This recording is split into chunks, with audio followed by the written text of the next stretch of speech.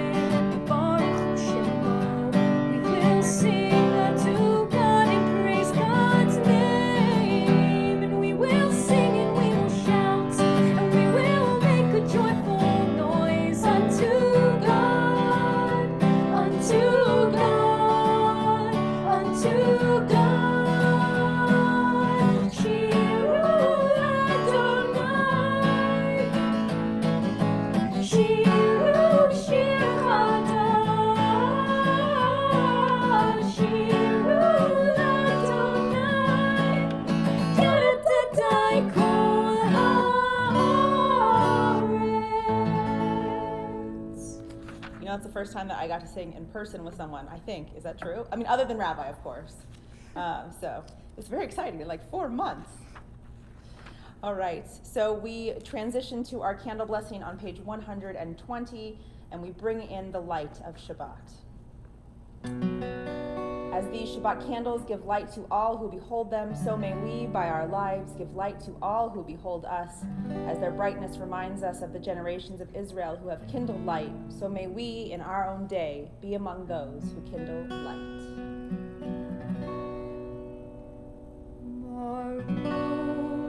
אתה אדוני אלוהינו מלך העולם אשר קידשנו במצוותיו וציוונו להדליק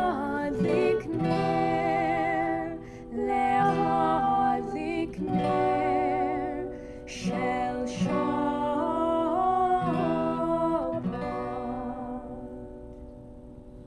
Amen. We turn to page 124. May the door of the synagogue be wide enough to receive all who hunger for love, all who are lonely for friendship. May it welcome all who have cares to unburden, thanks to express, hopes to nurture. May the door of the synagogue be narrow enough to shut out pettiness and pride, envy and enmity. May its threshold be no stumbling block to young or straying feet. May it be too high to admit complacency, selfishness, and harshness. May this synagogue be for all who enter the doorway to a richer and more meaningful life. And although we are not physically in this synagogue, we are in this synagogue together tonight. Page 138, we welcome the Shabbat bride with Lecha Dodi. Lecha lecha dodi, lecha lekrat kala, v'nei b'nei Shabbat lecha v'la. Lecha lecha dodi, lecha lekrat kala, v'nei b'nei Shabbat lecha v'la. La la la la la la lecha dodi, lecha lekrat kala, v'nei b'nei Shabbat lecha v'la. Lecha lecha dodi, lecha lekrat kala, v'nei b'nei Shabbat lecha v'la. Shamor v'zachor b'dibbur echad, Hishmi'anu el hamiluchad, Adonai echad u'shemo echad, V'shem lo tiferet v'liti la la la la la la la. Lecha dodi, lekrat kala, v'nei b'nei Shabbat lecha v'la. Lecha lecha dodi, lekrat kala, v'nei b'nei Shabbat lecha v'la. Likrat Shabbat lechu b'nelcha, Tihibur ha'bracha merosh mikedem mesukhan, Sof ma'aseh b'machshavat tchila. La la la la la la. Lecha dodi, lekrat kala, v'nei b'nei Shabbat lecha v'la. Lecha lecha dodi, lekrat kala, v'nei b'nei Shabbat lecha v'la. Rise to greet the Shabbat bride. Bo'i v'shalom ateret bala, gam b'simcha u'betzola, toch emunei am segula. Bo'i chala, bo'i chala. Lecha lecha dodi, lekrat kala, v'nei b'nei Shabbat lecha v'la. Lecha lecha dodi, lekrat kala, v'nei b'nei Shabbat lecha v'la. La la la la la la. Lecha dodi, lekrat kala, v'nei b'nei Shabbat lecha v'la. Lecha lecha dodi, lekrat kala, v'nei b'nei Shabbat lecha v'la. We remain standing for the Baruch Hu, page 146.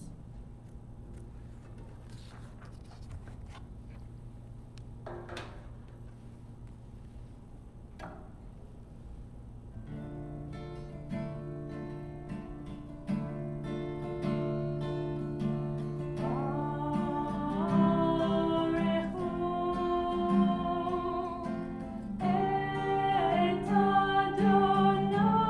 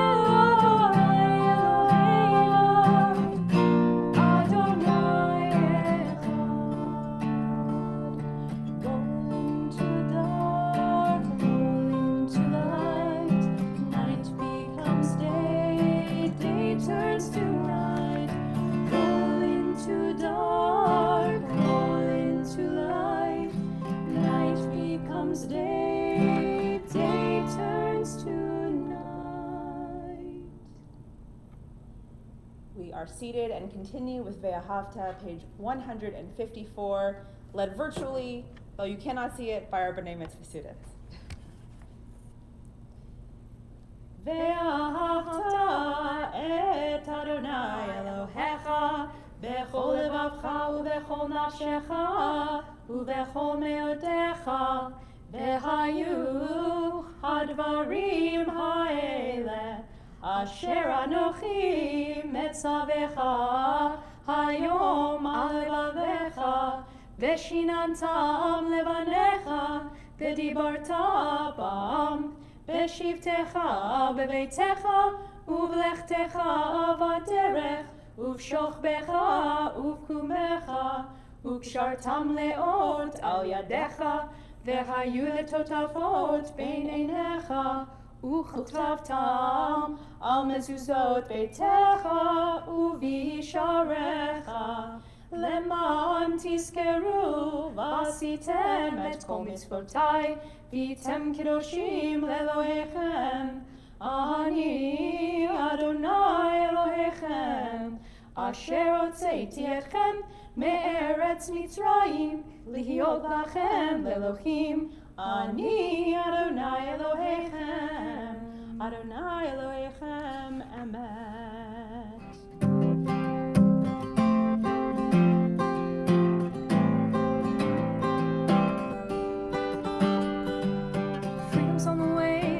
Up inside, put you in the land, they'll make it all alright. Freedom's on the way now.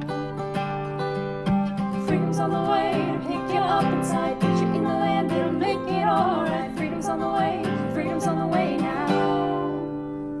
So we walked out of Egypt where everybody knows us, into the mystery guided by Moses, lost in this place, but he said, don't lose faith, cause for thousands of years you were nothing but slaves on your way to your grave, no hope to ever be saved. But if you look to your God, oh, you can hear him say, freedom's on the way to pick you up inside, put you in the land, it'll make it alright. Freedom's on the way now.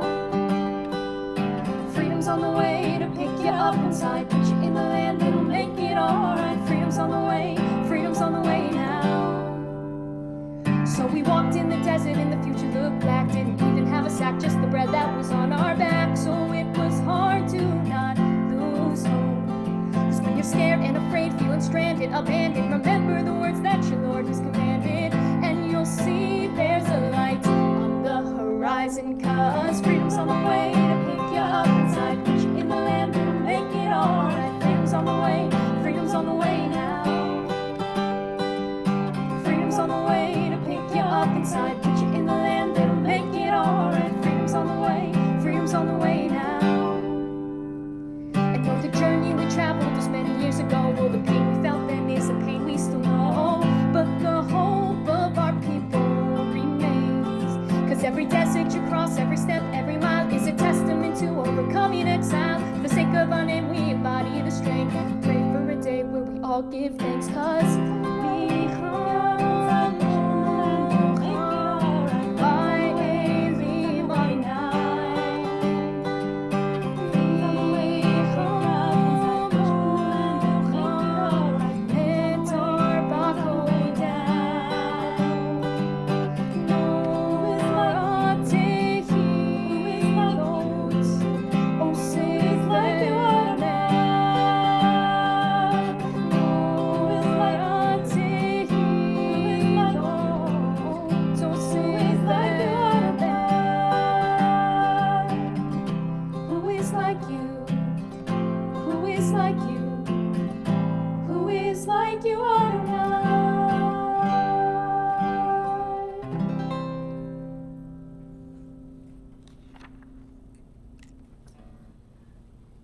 Let there be love and understanding among us. Let peace and friendship be our shelter from life's storms.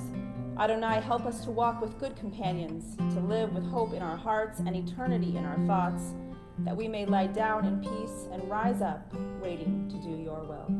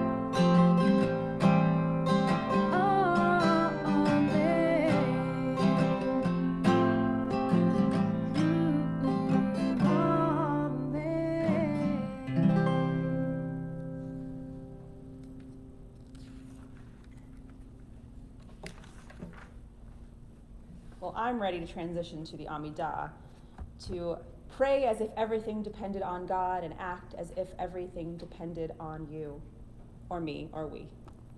So we rise for the Amidah on page 164, and we start together with Adonai Sefatai Tiftach and continue silently through page 180.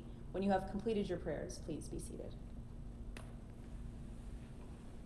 Adonai Sefatai Tiftach ufi agite ilatecha.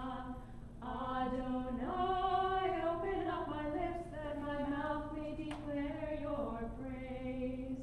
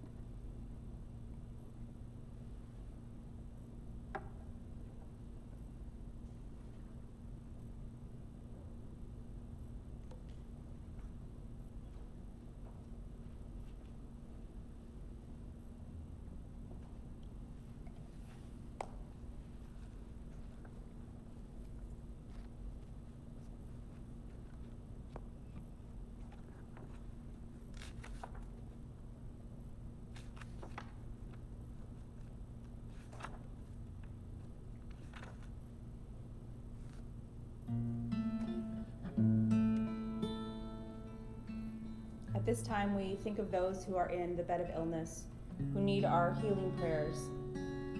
You can put those names in the chat now and let those prayers rise up to heaven. We think of so many who have been struck by COVID-19. We think of so many who have felt sadness. We think of all of our loved ones at this time.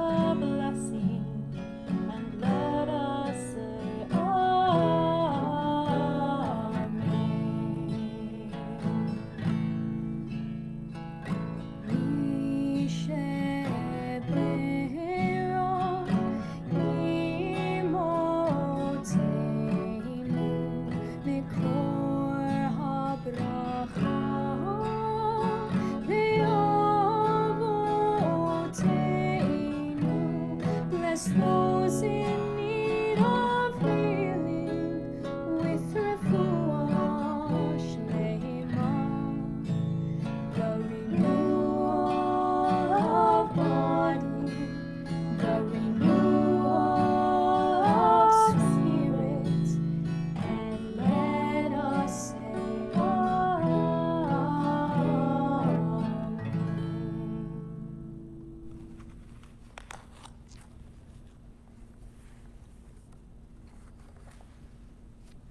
Well, as I mentioned at the beginning of the service, Cantor Hutchings and I decided to experiment a little bit tonight. And as much as we're both taking a little time off, we've pre-recorded tonight's service, and by extension, tonight's sermon. A week or so in advance, I had to think about what I might preach on tonight. So, being together with you virtually may seem easy and flawless, but it's not without its challenges, including ensuring that enough folks on staff know how to work the technology. But as I anticipated a little bit about what I wanted to talk about, I thought, well, I can't really do a topical sermon, take something from current events. Who knows what things will be like in a week, let alone 2 weeks from now. So I thought I would focus on what I consider 3 timeless lessons from our tradition. These are lessons that are with me day in and day out as a source of strength for me personally, and I hope that they will serve you well as well.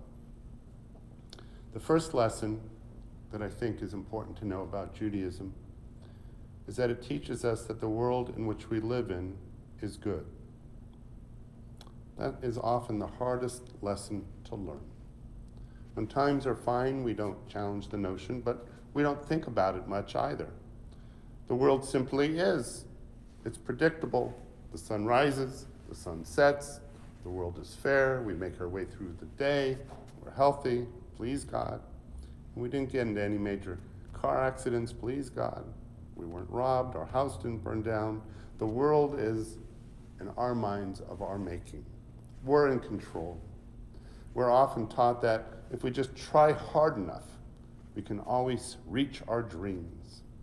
And all of these notions serve us pretty well until, well, they don't. A pandemic hits and the world becomes totally unpredictable. We're diagnosed unexpectedly with a terrible disease. We are in a car accident and our world is turned upside down. Terrible illness takes away our predictability of what will happen in the next year, the next month, the next week. Our sense of fairness, our notion that life is predictable, all that is thrown out the window and we can become demoralized. Perhaps we want to give up. We want to argue with God, if there is a God, about what is the plan and why are we being punished? Why me? Perhaps this is why the Torah sets itself up right at the get-go with the very first lesson that life, the world in which we live in, is good. Think about this creation story in Genesis. With each day, God creates all these miraculous things. And at the end of the day, God says, and this is good. And once he says, this is very good. But regardless, the whole notion is that the world in which God creates is by its very definition, its very fabric, is good. Well, that doesn't mean that life isn't tough, really tough. And when it gets tough, perhaps it's harder to believe in the innate goodness of the world in which we live. But I would suggest that the opposite, that life is unfair, or that life is bad, that life is unpredictable always, is also untenable. Who would want to live in such a world, let alone who could live in such a world? If living for 4 months in the unpredictable world of COVID-19 has made life a bit unbearable for us, imagine if this was our life forever. No, we are blessed with an inherent belief in the goodness of life. And when life isn't good, perhaps that is when we need our faith the most. Faith isn't about believing the impossible. It isn't even about making the impossible possible. But it is understanding that some things in life are beyond our understanding. It is accepting that the laws that keep our universe together and make it, well, predictable also mean that bad things can happen. Disease, car accidents, death itself. We know this is in the abstract, but when this lesson hits us in the face, that's when it hurts the most. and we find it hard to accept.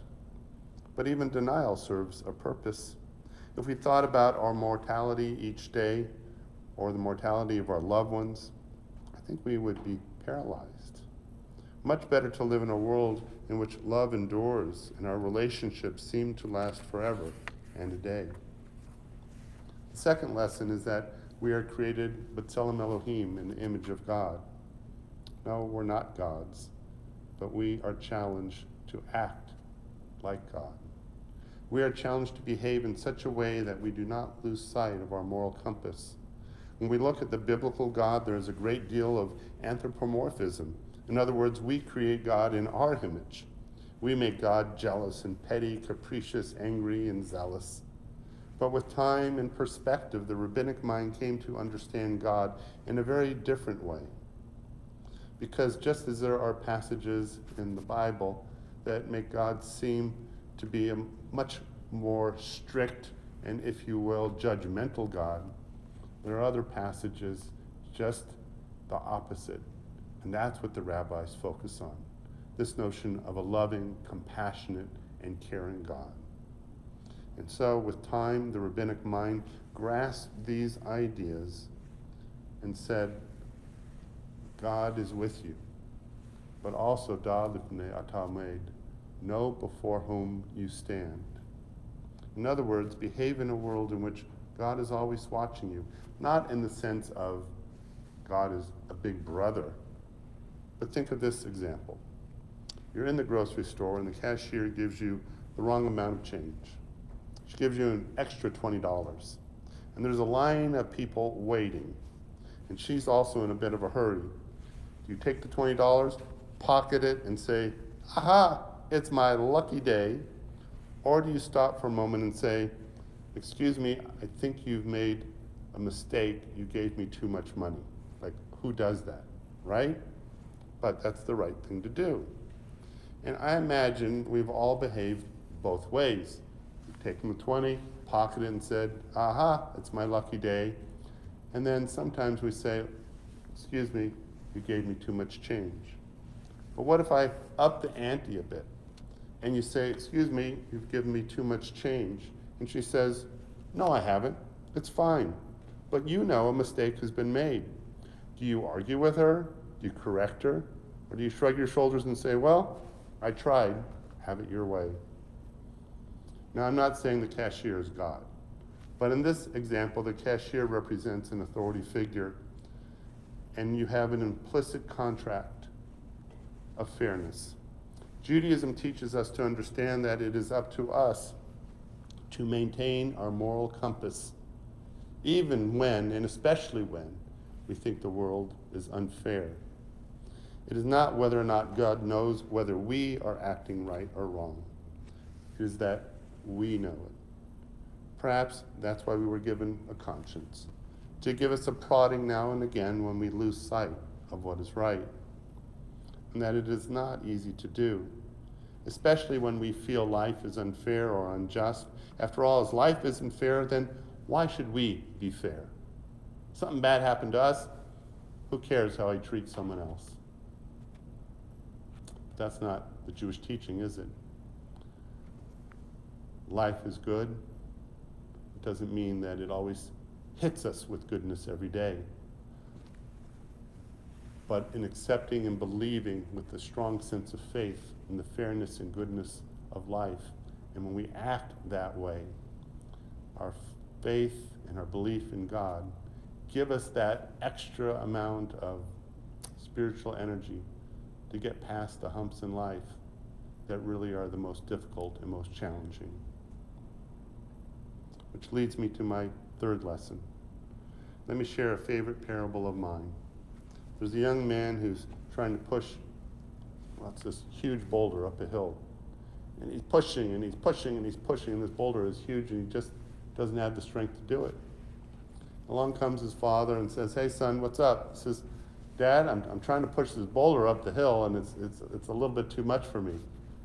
His dad says, well son, are you pushing with all of your strength and with all of your might, with all of your heart and soul? Son says, yeah, I think I am. His dad said, no, because you haven't Ask me for help. Together, I think we can push that boulder up that hill. It's one of my favorite parables because it reminds us of the phrase, Shaviti Adonai Kenegdi Tamid. I have always set God before me. It's a teaching from the psalmist of old. You know, sometimes when we're trying to get that boulder, those tough things up the hill in life, we need that extra help that faith gives us. With God, with us, and our strength combined, we can get through those tough times. Shaviti Adonai Kenegdi Tamid. I have always set God before me. We may get lonely, but we are never alone. We may feel exhausted and tired, but we have a reserve of strength embodied by our faith. It is a wellspring of love that is within every human being. Created B'Tselem Elohim, created in the image of God, God's love is a part of who we are. Now, it can lie hidden, sometimes because of anger. It can lie dormant, sometimes because of lack of use. And it can be lost because we've stopped looking. But it is always there, trust me, it's always there. Now, some people are mistaken and they associate the notion of God's love as a teaching of another religion. Judaism doesn't teach that God loves us. That's for another religion. But it's very much part of the Jewish religion. And that idea that God loves us is fundamental to Judaism. And it is this lesson that ties the other two, all three of them, become one lesson. In knowing that God loves us, we learn to love ourselves. In loving ourselves, we learn to love each other. In being unafraid to love, we learn to take risks, especially the risk of being vulnerable and being hurt. It doesn't feel good to get hurt. In avoiding life's pain, some might decide that the hurt is not worth the price of love. But most will come to understand that a life without love is a very lonely life. Or as one philosopher put it, a life without love is like a tree without blossoms or fruit. A life without love, no matter how many other things we have, is an empty, meaningless one. A life with love will have some thorns, but a life without love will have no roses. To the world you may be one person, but to one person you may be the world. Those are the three lessons that have always sustained me. But I suppose I should add the corollary to all these lessons. The acceptance of these three lessons is a choice. And oftentimes the ability to make that choice is all you have control over. Again and again you will face a choice of whether to embrace these beliefs or throw them away. To believe that life is good or that life is unfair. To believe that we love God and God loves us, or God doesn't care, or God doesn't exist. Or God is always with me, and God's strength is part of what gives me strength, or I'm all alone. Your choice. What kind of world do you want to live in? What type of world will give you strength when times are tough and give you wholeness of spirit when you're feeling lonely and alone?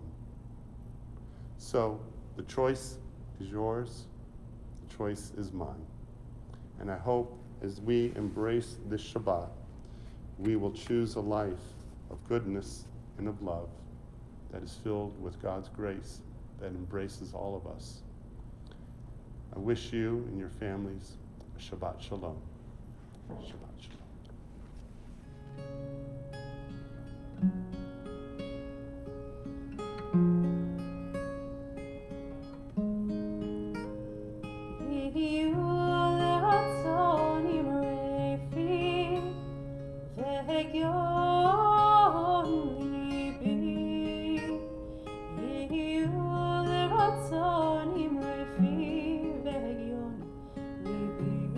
Fun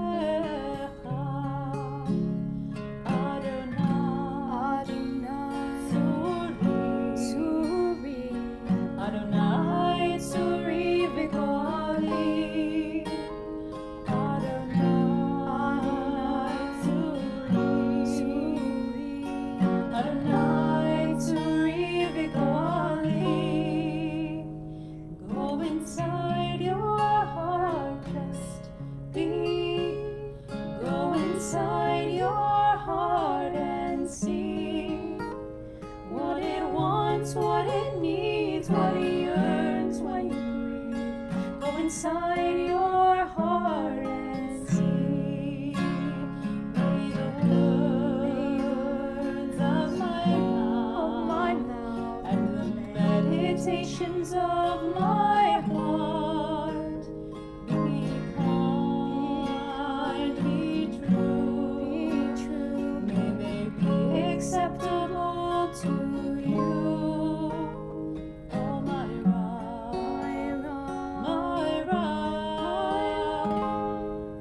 and my Redeemer.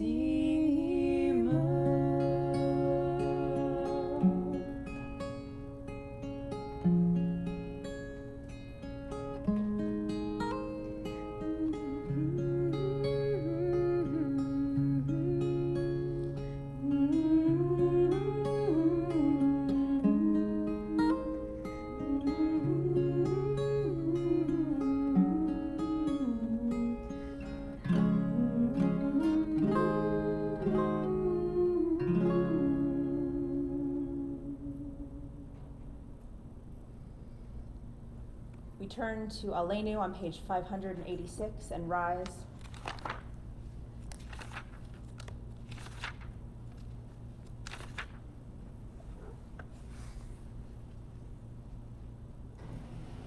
Aleinu l'shabeach l'Adon hakol, v'teikula leotzer bereshit, shelo asanu kiguye haratzon, velo samanu kemishpechot ha'adama, shelo sam chelkenu kahem, v'gor aleinu kecho hamonam, v'anachnu korim, umishtachavim umodim, lifnei melech Malchei Hamlachim, HaKadosh Baruch Hu, V'nemar v'haya Adonai, L'melech al kol haaretz, Bayom hahu, yeh Adonai echad, U'shemo, echad.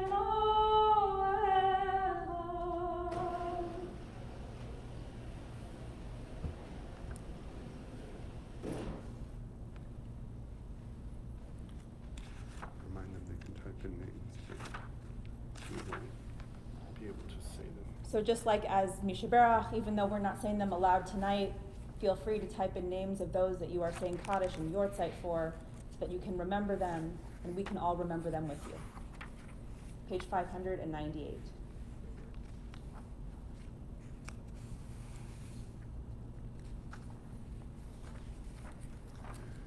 So we say Kaddish for those who've died in recent weeks: Indy Sheldon, Harry Sternberg, Brian Tabak, and Corinne Johnson.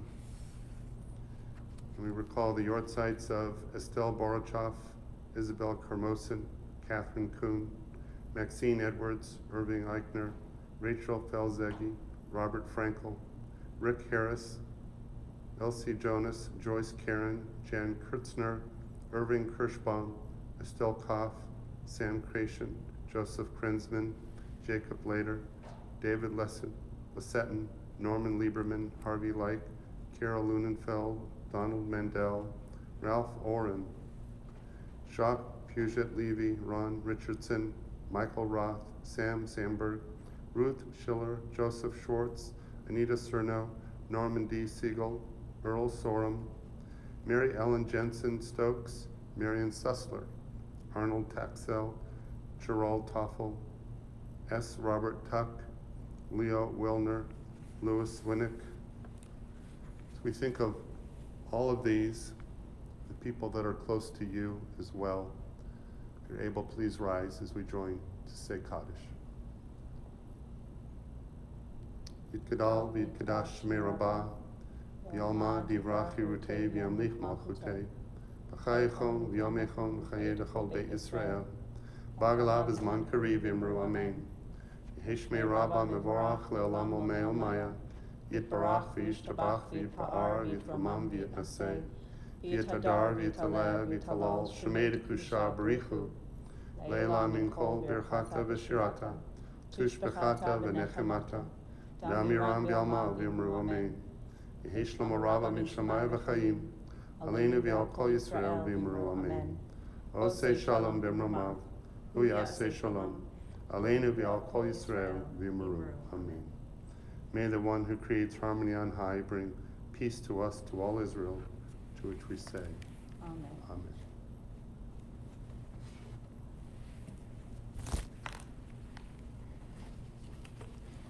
We forgot something this week. Well, it happens. But we have the Kaddish, and maybe we don't have a fancy schmancy challah, but that's okay. That's what Smith's is for. All right, listen.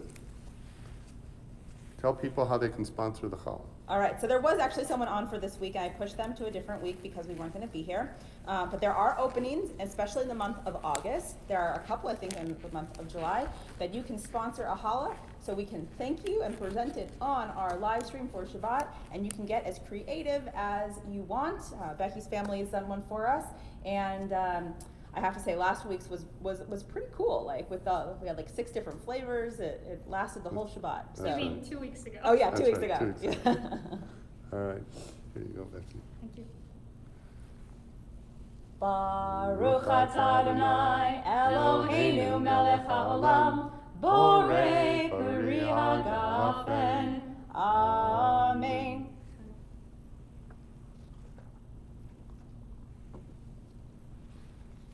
Baruch atah Adonai Eloheinu melech haolam hamotzi lechem min haaretz. Amen.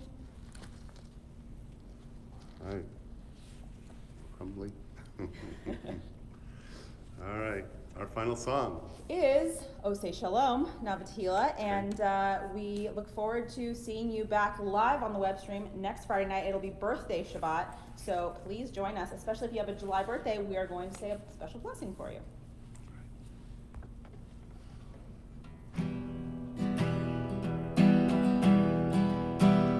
Osei shalom bimroma,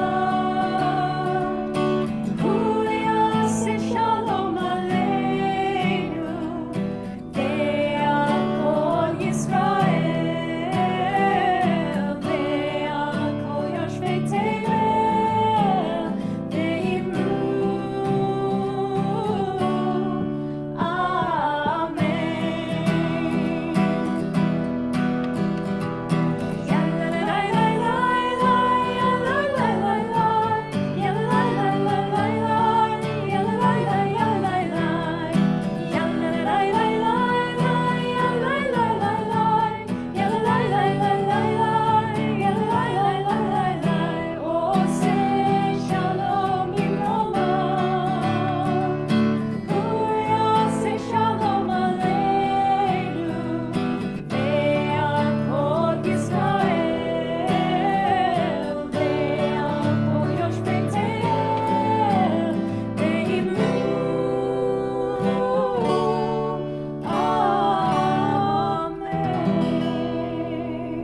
Shabbat Shalom, everyone. Shabbat Have a Shalom, and thanks wonderful to week. Becky for being here. Shabbat shalom.